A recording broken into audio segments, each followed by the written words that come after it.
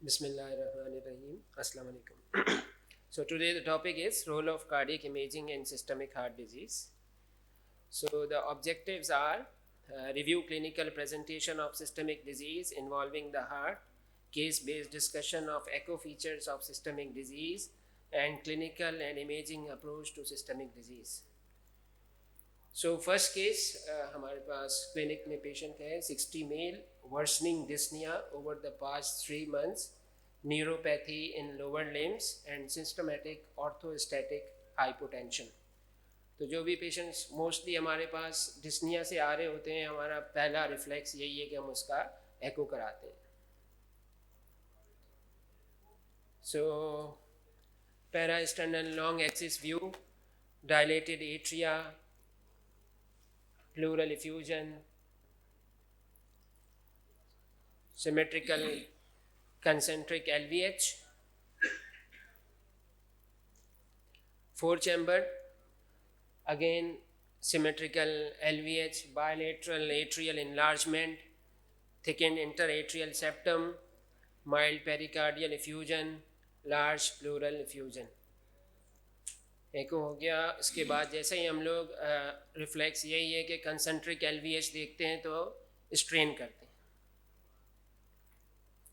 सो डायस्टोलॉजी में grade 3 and strain में clearly नज़र आ रहा है कि जो है वो चेरी ऑन टॉप या अपाइकल स्पियरिंग। ओके, तो अपाइकल स्पियरिंग चूँकि ये मोस्ट फेमस है, तकरीबन ही हम लोग जो है वो डायग्नोसिस पे ये स्ट्रेन पैटर्न देखते हैं तो समझ जाते हैं कि क्या डायग्नोसिस होगा।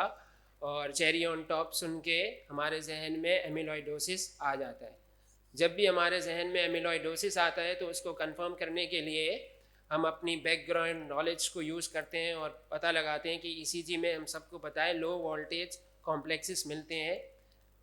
तो हम नेक्स्ट स्टेप पहले इसको देख लेंगे जैक गाइडलाइन में कि echocardiograph with preserved EF and increase wall thickness. तो हाइपरटेंसिव हार्ट डिजीज़ वो पेशेंट की हिस्ट्री नहीं थी, रिस्ट्रिक्टिव कार्डियोमायोपैथी और हुक्म पेशेंट में सेम नहीं था। तो रिस्ट्रिक्टिव इन्फ्लेटिव कार्डियोमायोपैथी में नीचे 2 डिफरेंशियल्स हैं, एमिलॉइडोसिस और सेकंड फेब्रीज डिजीज़। लेकिन स्ट्रेन पैटर्न से हमको ये पता चल गया कि ये एमिलॉइडोसिस है। और फेब्रीज डिजीज़ का स्ट्रेन कैसे होगा वो मैं नेक्स्ट केस में बता दूंगा।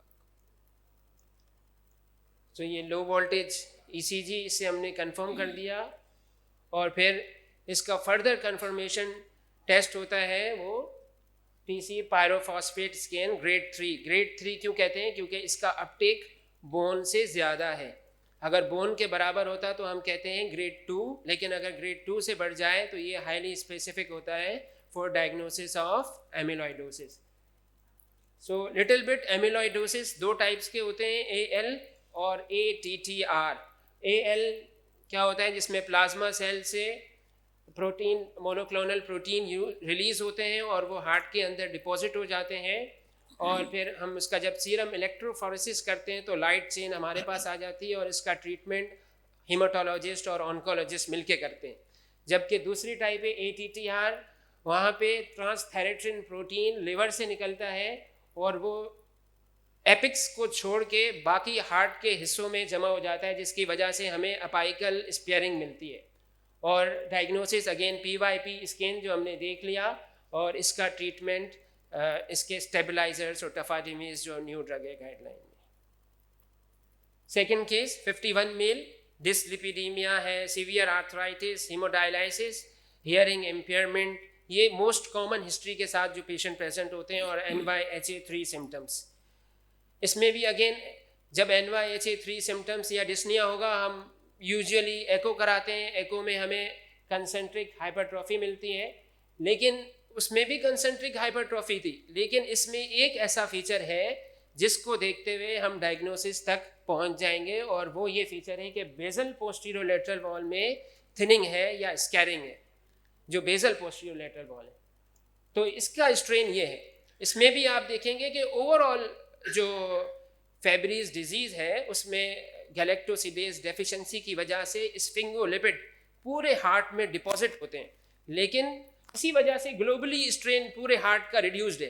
लेकिन स्कार सिर्फ पोस्टीरोलेटरल में बनता है, इसलिए आप देखें कि इस तरफ वाला स्ट्रेन जो है वो काफ़ी रिड्यूस है as compare to other areas of strain. तो इस स्ट्रेन की बेसिस पे हमने डिफ्रेंशिएट कर देंगे कि एमिलोइडोसिस है या फेब्रीज डिजीज़ है। तो लिटिल बिट डिस्कशन करते हैं फेब्रीज डिजीज़ को। तो अल्फा गैलेक्टोसिडेज डेफिशिएंसी की वजह से होता है। ग्लाइकोस्फिंगोलिपिड जहाँ जहाँ ये अक्यूमुलेट होगा वहाँ वहाँ के सिम्टम्स आएंगे, स्किन में, किडनीज में, हार्ट में, टिनाइटिस, हियरिंग लॉस, और इसका ट्रीटमेंट एंजाइम रिप्लेसमेंट थेरेपी है। केस 3, 44 मेल, नो कोमोर्बिड्स और NYHA2 symptoms. Again NYHA2 symptoms हमने एको करा लिया और इसमें भी हमें सिमेट्रिकल कंसेंट्रिक LVH मिल रहा है। और फिर LVH को देखते हुए हमारा अगला स्टेप क्या होगा, स्ट्रेन होगा। हमने स्ट्रेन करा लिया। इस स्ट्रेन का डिफरेंस देख लें। पहला स्ट्रेन क्या था, जिसमें चेरी ऑन टॉप था। दूसरा स्ट्रेन क्या था, जिसमें ग्लोबली रिड्यूस था और बेजल पोस्टीरोलेटरल में कम नजर आ रहा था। तीसरा स्ट्रेन ये है कि अपेक्स में सिर्फ जो है वो रिड्यूस स्ट्रेन है, ओवरऑल प्रिजर्व्ड है। तो इस स्ट्रेन को देखते हुए ये भी मोस्ट कॉमन स्ट्रेन है, हम सबको पता है कि ये अपाइकल हुकुम का स्ट्रेन है। जस्ट फॉर रिवीजन मैंने तीनों साथ लगा दिए, और चौथे और फर्दर टाइप्स ऑफ स्ट्रेन भी है, मैंने सब अक्यूमुलेट नहीं किए, जस्ट फॉर रिवीजन। कि पहला एमिलोइडोसिस, दूसरा फेब्रीज डिजीज और तीसरा अपाइकल हुकुम। Fourth 33 male, known case of beta thalassaemia major. ये मुझे हिस्ट्री में नहीं देना चाहिए था, लेकिन फिर केस बहुत ही कॉम्प्लेक्स हो जाता और डायग्नोसिस तक नहीं पहुंच सकते थे, तो इसलिए टाइम कम था, तो मैंने इसको सिंपल ही रखा। और NYHA3 symptoms, heart failure, S3 और स्केलरल इक्टेल्स।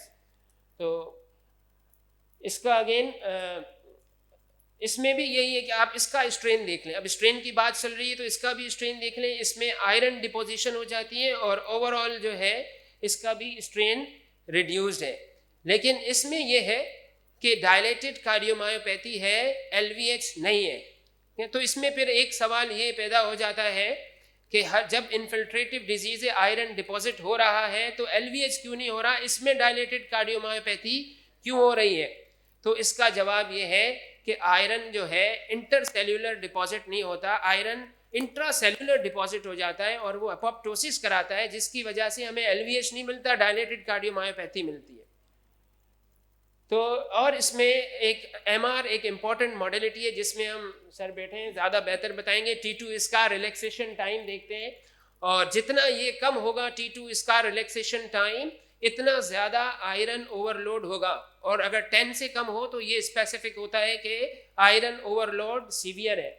और ये T2 इसका रिलैक्सेशन टाइम क्या है, एक्चुअली MR की फिजिक्स में जब फोटोन एनर्जी लूज करते हैं तो वो रिलैक्स हो जाते हैं। उसको MRI एक प्रोग्राम के तहत इसको मेजर करता है, और फिर T2 इसका रिलैक्सेशन टाइम को देखते हुए हम कार्डियक MRI में ये टाइम नोट करते हैं और फिर आयरन की डिपोजिशन को देखते हैं। तो think hematochromatosis when dilated cardiomyopathy seen in setting of diabetes, tanned skin and hepatic dysfunction. Diagnosis is critical. Diagnosis critical इस वजह से अहम है कि ये रिवर्सिबल है। आप आयरन चिलेशन करें, फौरन से सिम्टम्स बेहतर हो जाएंगे। मेल्स में और फीमेल्स में 9:1 रेशियो है, ferritin greater than 500 and transferrin saturation greater than 50%, usually normal wall thickness but can start with restrictive cardiomyopathy and treatment is iron chelation therapy. ये काफ़ी इंटरेस्टिंग केस है। 50 male, intermittent palpitations, history of syncope, non SVT runs. और जब non SVT और सिनकपी आता है तो angiogram हमने कर दिया है ऑलरेडी, और ये अनरिमार्केबल है। तो एको है, एको में ये देख रहे हैं कि moderate LV dysfunction, moderate RV dysfunction और बायलेटरल एट्रियल एनलार्जमेंट। लेकिन एक इम्पॉर्टेंट फीचर है जिसकी वजह से हम डायग्नोसिस तक पहुंच सकते हैं कि thinned out basal interatrial septum है।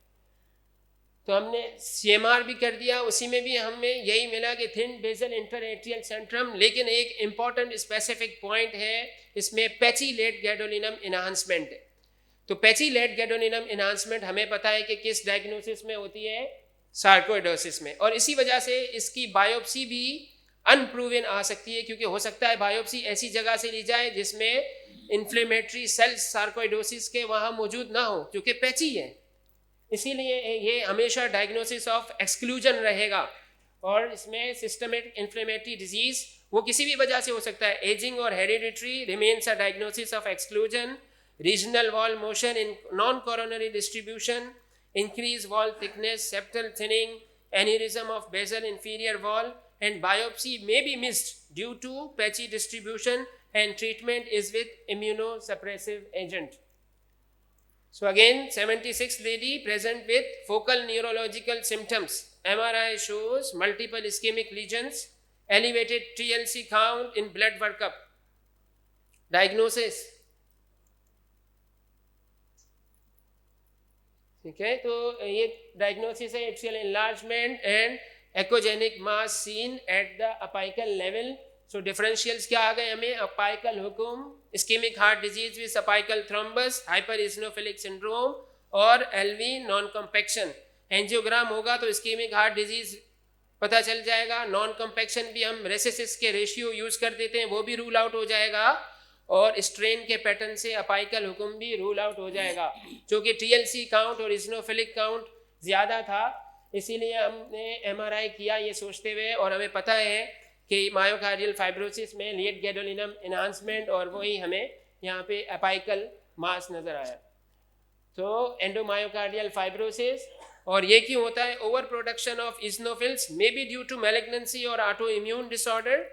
होता क्या है कि ये eosinophils infiltrate into the myocardium causing damage and produce an intramural thrombi, and it produce the extensive myocardial hyperintensity on T2 weighted imaging and subendocardial enhancement, hypereosinophilia, embolic events, restrictive physiology। और यह बहुत important है कि ये treatment with steroids, anticoagulation, hydroxyurea and plus minus transplant. लेकिन इसमें एक बहुत ही इंपॉर्टेंट है कि अर्ली डिटेक्शन में 1 मंथ में ही ये डिजीज जो है वो रिस्पॉन्ड करने लगती है, और आपका एलवी फंक्शन इम्प्रूव हो जाएगा, और आपका क्लॉट भी 2 to 3 मंथ्स में या 1 मंथ में रिजॉल्व हो जाएगा। तो ये देखें, एलवी फंक्शन इसका 1 मंथ में ही जो है वो रिजॉल्व हो गया with the help of steroids. तो last cases diarrhoea, flushing and weight loss. ये तो मोस्ट सिंपल ही है, और ये हमारे पास जो है वो tethered and fix tricuspid valve, और डॉपलर पे सिस्टोलिक रिवर्सल, कार्सिनोइड सिंड्रोम, और फिर इसके tumour secrete the serotonin, bradykinin and substance P. Once metastasized to liver, directly release these substance in blood by passing the liver metabolism, and symptoms include the diarrhea, flushing, weight loss, and diagnosis by inactive metabolite 5-hydroxyindole acetic acid, and treatment is surgical replacement and somatostatic analog। और एक important बात ये है कि ये left side पे क्यों नहीं अफेक्ट करती? क्योंकि पल्मोनरी एंडोथेलियम सेल्स इसको इनएक्टिवेट कर देते हैं। So echo can identify unique characteristic feature which may be first clue to the underlying systemic illness. Multimodality imaging techniques improve diagnostic precision for screening and monitoring of disease activity. Thank you.